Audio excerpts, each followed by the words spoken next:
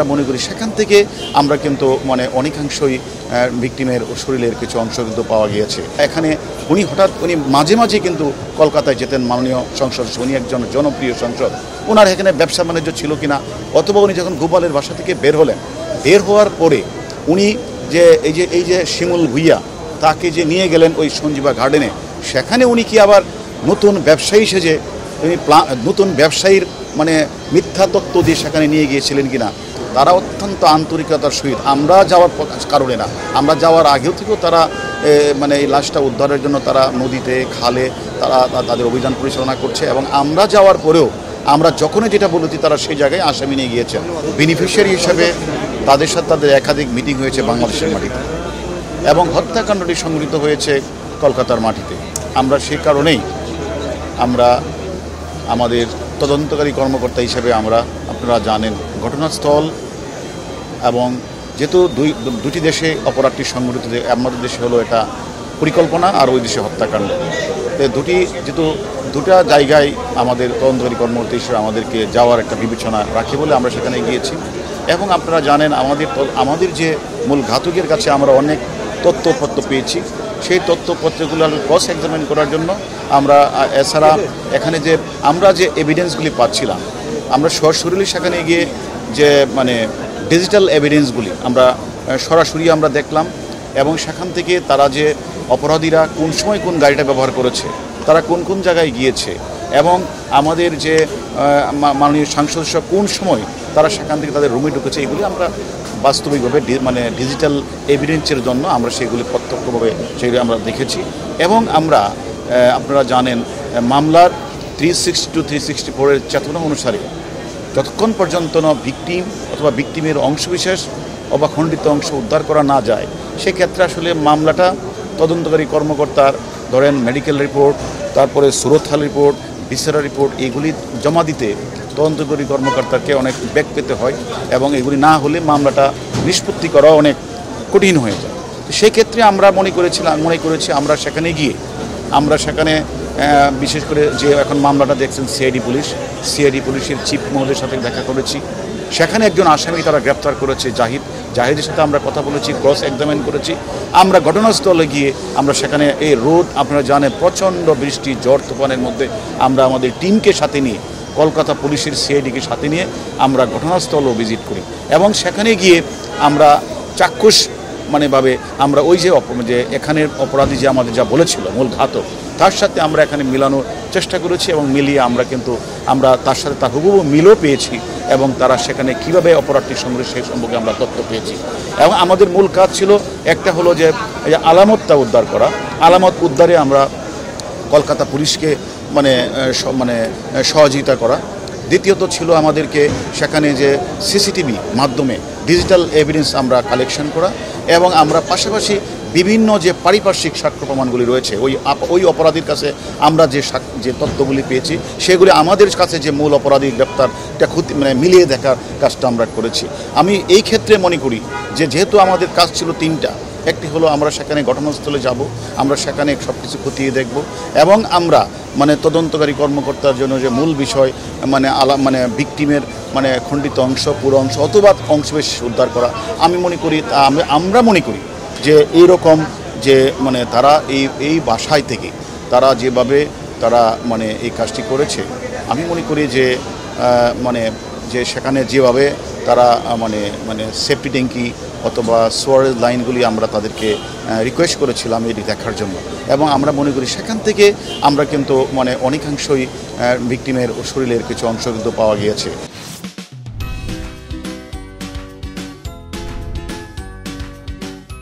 এরা যদিও এটাকে এখন তারা ফরেন্সিক রিপোর্ট বা ডিএনএ টেস্ট করে চূড়ান্ত জানাবে, তবে আমরা প্রাথমিক যেটা মনে করি যে সেখানে স্বাভাবিকভাবে এই মাংসগুলি এভাবে ফ্লাশের মাধ্যমে যায় না, সেক্ষেত্রে আমরা মনে করছি তারই হবে। তারপরেও আমরা এখানে একটা ডিএনএ টেস্ট হবে, ফরেন্সিক রিপোর্ট হবে, তারপরে চূড়ান্ত জানা যাবে। এক্ষেত্রে আমি মনে করি আলহামদুলিল্লাহ আমরা যে বিষয়গুলি চেয়েছিলাম আমরা সবগুলি আমার তথ্যপত্র আমরা পেয়েছি, এবং আমরা মনে করি আমরা এক্ষেত্রে আমরা বলবো যে শতভাগ আমরা সফল। এটা আমরা ওই পুলিশের কথা বলছি, এটা ওনারা ওনারা এটা মানে দ্রুতই করার আমাদের বলে দ্রুতই তারা করবেন। ভাই, কিলিং মিশনে যারা অংশ নিয়েছে গ্রেপ্তারকৃতদের কাছ থেকে আপনিও জেনেছেন, আরও অনেকের নাম পরিচয় জানা গেছে, তাদের বর্তমান অবস্থা বা গতিবিধি আপনারা জানেন কিনা একটু আপনি? আসলে দেখেন, আমরা আমরা আমরা আমরা অলরেডি আপনারা জানেন আমাদের ইন্সপেক্টর জেনারেল পুলিশ স্যারের মাধ্যমে একজন অপরাধী আমরা জানি যে তথ্যপত্র বিশ্লেষণ দেখেছি, সে এখন কাঠমান্ডুতে আছে। আরেকজন অপরাধী যেহেতু আপনারা জানেন যে মূল মদতদাতা বেনিফিশিয়ারি, সে এখন মানে ইউএসএ অবস্থান করছে, সে আমেরিকান পাসপোর্ট।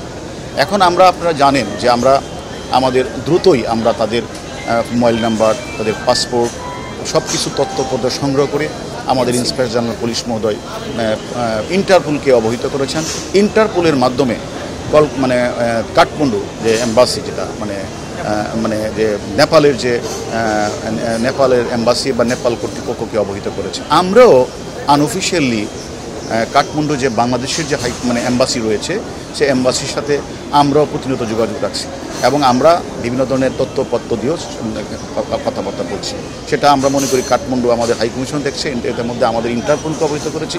অন্যদিকে আমরা এই বিষয়গুলি নিয়ে আবার আপনারা জানেন আমরা সেখানকার অনেক বড় বড় পুলিশ, বিশেষ করে পুলিশ কমিশনার, আইবির যে ইন্সপেক্টর জেনারেল, তারপরে আমাদের যে সিআইডির চিফ ইন্ডিয়া, সকলের সাথে কিন্তু আমরা পার্সোনালি আমরা মিটিং করেছি এবং তাদেরকে আমরা বিভিন্ন বিষয়গুলি তথ্য আদান প্রদান এবং তদন্তের বিষয়গুলি আমরা তাদের সাথে, তারাও আমাদের কাছে শেয়ার করেছে, আমরা তাদের কাছে শেয়ার করেছি এবং আমরা মনে করি তাদেরকেও আমরা বলেছি যে তারাও যেন তাদের সাথে, আপনারা জানেন যে আমাদের বাংলাদেশের সাথে যে এক্সট্রাডিশন যেটা ট্রেটি, এটা ইন্ডিয়ার সাথে আমেরিকার রয়েছে, যেহেতু ওনারাও চাইবেন, কারণ যে হত্যাকাণ্ড তো সংঘটিত হয়েছে ইন্ডিয়ার মাটিতে, ওনাদের কাছেও তো শাহিন মোস্ট ওয়ান্টেড।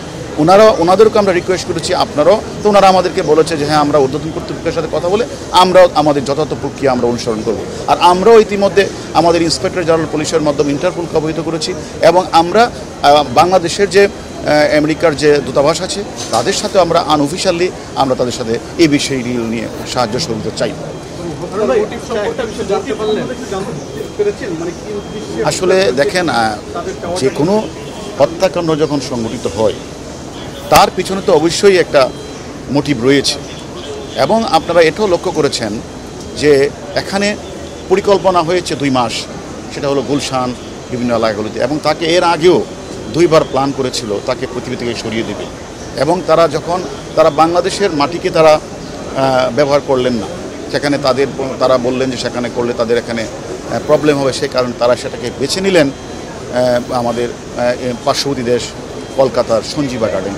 সেখানে তারা এমনভাবে তারা পরিকল্পনাটা করলেন যে সেখানে যেন তাকে হত্যা করে তার লাশটা যেন না পাওয়া যায় এবং শুধু লাশ গুম করা উদ্দেশ্য না, এবং তার যে অবস্থানটা মানুষকে ভিন্ন খাতে নেওয়ার জন্য কোনো সময় দেখা গেল ওইটা নিয়ে গেলেন বেনাপুল, কোনো সময় নিয়ে গেলেন দিল্লিতে সে চলে গেছেন, কোনো সময় নিয়ে গেলেন মুজাফফরাবাদ, বিহার, এগুলিতে নিয়ে, অর্থাৎ আমাদের তদন্তকারী কর্মকর্তা বাংলাদেশ এবং কলকাতার তদন্তকারী কর্মকর্তাদের তাদেরকে ভিন্ন দিকে ধাবিত করার তাদের অনেক প্রচেষ্টা চলছিল।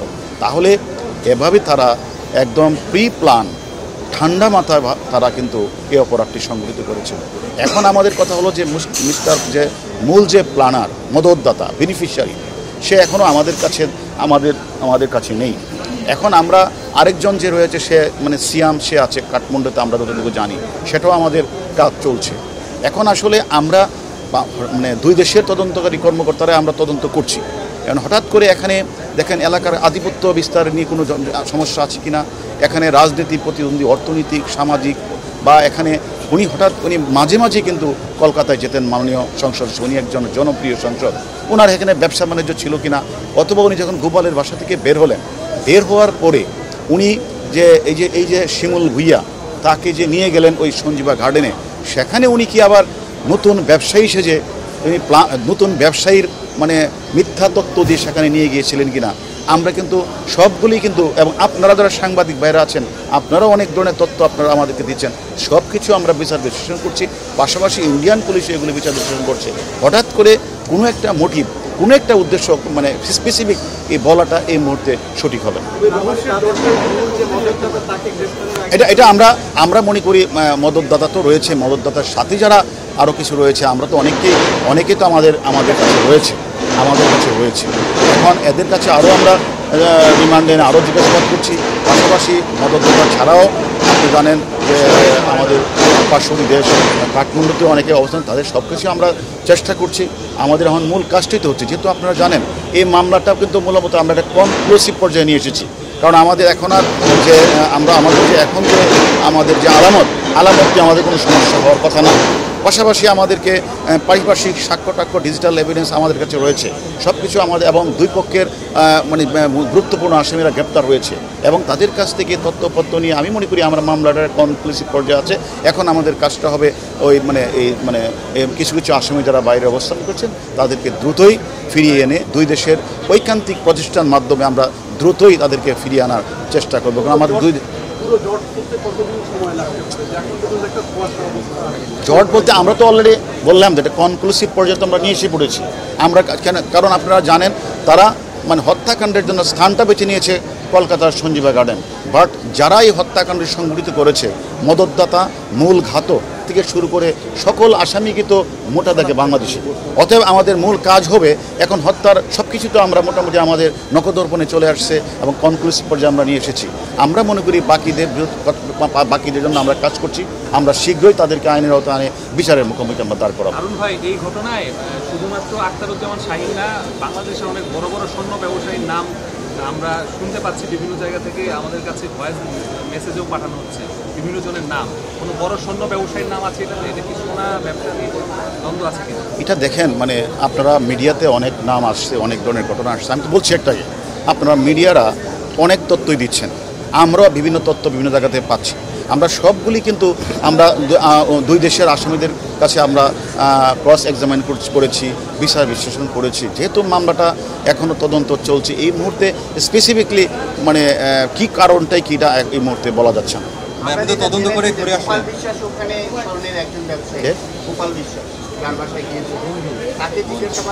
তাকে গোপাল বিশ্বাসের সাথে আমার কালকে প্রায় 2 ঘন্টা কথা হয়েছে। আমরা তার কাছ থেকে অনেক তথ্যপত্র পেয়েছি, সেটা আমরা তদন্তের প্রয়োজনে আমরা কাজে লাগাবো। এটা এখনও মানে এবং আমরা তার সাথে সে কী ব্যবসা করে সেটাও আমরা জেনেছি। তবে আমরা এই বিষয়ে এখন আমরা কিন্তু বলতে চাচ্ছি না। আমরা ঘুরে আসলেন, যেটা হচ্ছে খণ্ডিত অংশ বাদে আপনার কাছে মনে হচ্ছে কি যে বাকি তার শরীরের কোনো অংশ খুঁজে পাওয়াটা এখন আর কঠিন, এখন আর পাওয়া না? এটা আমি মনে করি যে আমি বারবারই আশাবাদী। আমি কিন্তু ওইখানে গিয়ে বলেছিলাম আমরা আশাবাদী। আমরা কিন্তু এখন দেখেন এরকম ঘটনা তো অনেক ঘটেছে। আপনারা জানেন মালয়েশিয়ার বিমান সেটা ভূমধ্য মানে ভারত মহাসাগরে বিধ্বস্ত হয়েছিল। 227 জন যাত্রী, 12 জন ক্রু তারা সেখানে কিন্তু আপনারা জানেন সেখানে প্রায় 3 বছর যাবৎ 46,000 বর্গ মাইল এলাকা কিন্তু তারা এটাকে খুঁজেছে। এখানে ঘটনা তো মানে মাসই পার হলো না।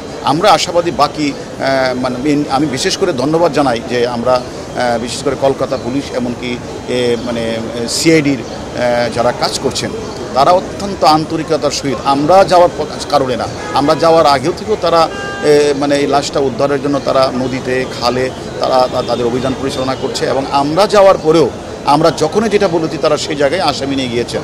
এবং আমরা যখন আমাদের কাছে মনে হচ্ছে যে আপনারা বা সুয়ারেজ লাইনটা একটু ভাঙার ব্যবস্থা করেন, তারা সেটাই কিন্তু সাথে সাথে করেছেন।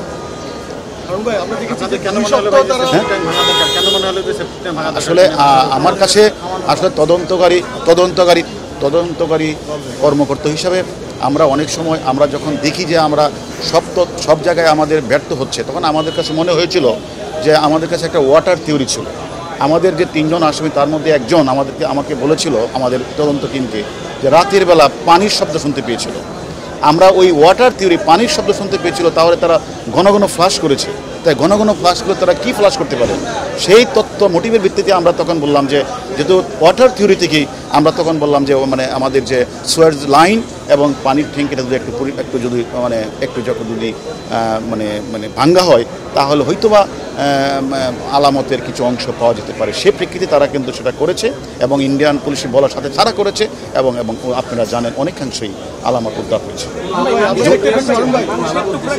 না এটা তো এটা ডিএনএ টেস্ট এবং সেটা ফরেন্সিক করার পরে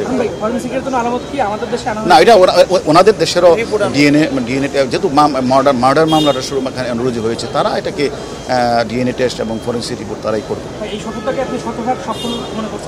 আমি তো একবার বললাম যে আমরা যে কাজের জন্য গিয়েছি আমরা সেখানে আমাদের মূল কাজই ছিল যে ক্রস এক্সামাইন, আমাদের মূল যে ঘাতক যা বলেছে সেটা এক্সামাইন করা। আমরা সেখানে আমরা যেটা মানে ডিজিটাল এভিডেন্স যেটা ওটা আমরা গিয়ে তার সাথে মিলিয়ে দেখেছি এবং আমরা যেটা চেয়েছিলাম যে ঘটনার স্থলটাকে পরিদর্শন করে বিভিন্ন জায়গাগুলো অপরাধ সেখানে পরিদর্শন করা এবং সর্বশেষ আমাদের তদন্তকারী কর্মকর্তাকে সেখানে মানে সুরতাল রিপোর্ট, মেডিকেল রিপোর্ট, ফরেন্সিক এবং সেখান থেকে যে ভিসেরা রিপোর্ট কালেকশন করার জন্য আলামতের প্রয়োজন হয়। এটা আমাদের মূল চ্যালেঞ্জ ছিল। আমরা সেখানে গিয়ে আমরা ইন্ডিয়ান পুলিশের সাথে সিআইডিকে আমরা বিভিন্ন জায়গায় তাদের সাথে অভিযান পরিচালনা করেছি এবং সর্বশেষ আমরা তাদেরকে আলামতের জন্য আমরা মানে সুয়ারেজ লাইন এবং পানি সেফটি ট্যাঙ্কিকে আমরা মানে পরীক্ষা করতে বলেছিলাম, সেটা কারো করেছে এবং উদ্ধারও হয়েছে। এতে তো আমি মনে করি আলহামদুলিল্লাহ আমরা যে কারণে গিয়েছি সেটা আমাদের উদ্দেশ্য সফল হয়েছে।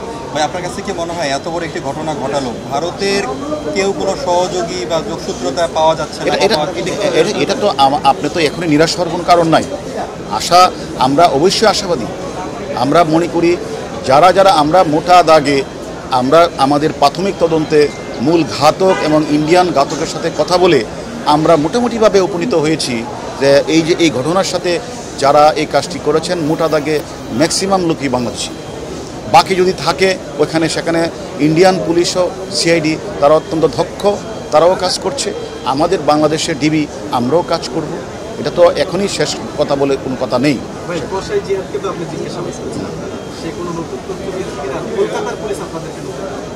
আসলে আমরা তাদের সাথে তারা আমাদেরকে বিভিন্ন বিষয়ে তারা আমাদের সাথে কথা বলেছে। আমরাও তত্ত্বের বিষয়ে বিশেষ করে আমি মনে করি যে তারা এই অপরাধীদের সম্পর্কে তারাও অনেক তথ্য আমাদের শেয়ার করেছেন, আমরাও অনেক তথ্য তাদেরকে শেয়ার করেছি।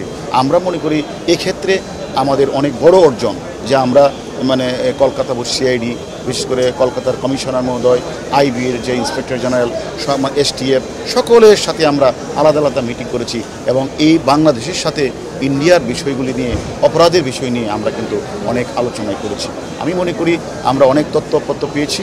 এটা তদন্তের স্বার্থে এই মুহূর্তে না বলে আমরা পরবর্তী পর্যায়ে জানাবো।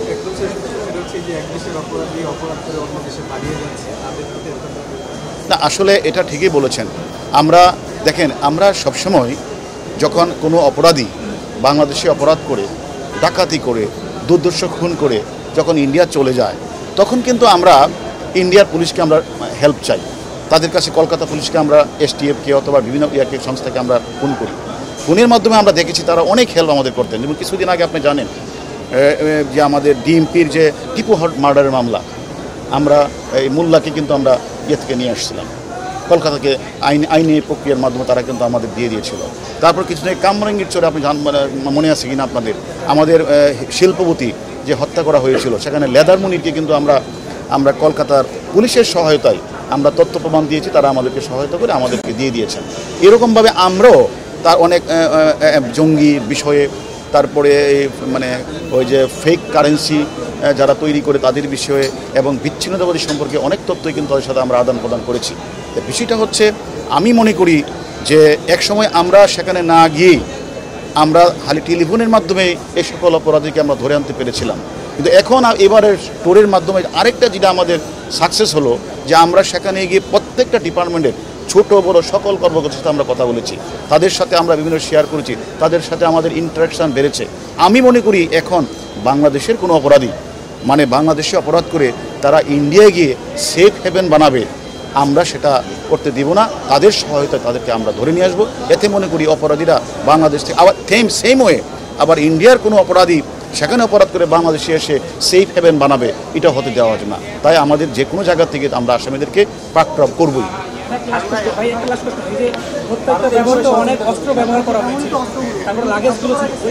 সবগুলো আমাদের টিম, এবং আমি মনে করি কলকাতার, আমি ধন্যবাদ জানাই কলকাতার সিআইডিকে।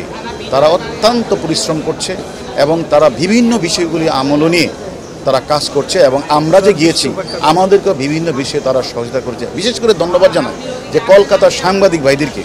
দুদিন ঝড় বৃষ্টি ছিল, এই ঝড় বৃষ্টির মধ্যে ওনারা সার্বক্ষণিক আমাদের সাথে ছিল এবং বিভিন্ন বিষয়গুলি তথ্যপদ আমাদের সংগ্রহ করেছে। এবং ধন্যবাদ জানাই আমাদের বাংলাদেশের যে হাই কমিশন ছিল ইন্ডিয়া, তারাও সার্বক্ষণিক আমাদের সাথে এই ঝড় বৃষ্টির মধ্যে ছিল এবং আমাদের বিভিন্ন বিষয়ে তারা তথ্যপত্রে সাহায্য সহযোগিতা করেছেন এবং তারা বিভিন্ন সাপোর্ট আমাদের করেছেন। এবং আমি ধন্যবাদ জানাই আপনাদেরকেও, আপনারা যে বেশ কয়েকদিন যাবৎ অধীর আগ্রহে আপনারা আমাদের খোঁজখবর রাখছেন এবং বিভিন্ন তথ্যপত্রে আমাদের সাহায্য করছেন। সবাইকে ধন্যবাদ।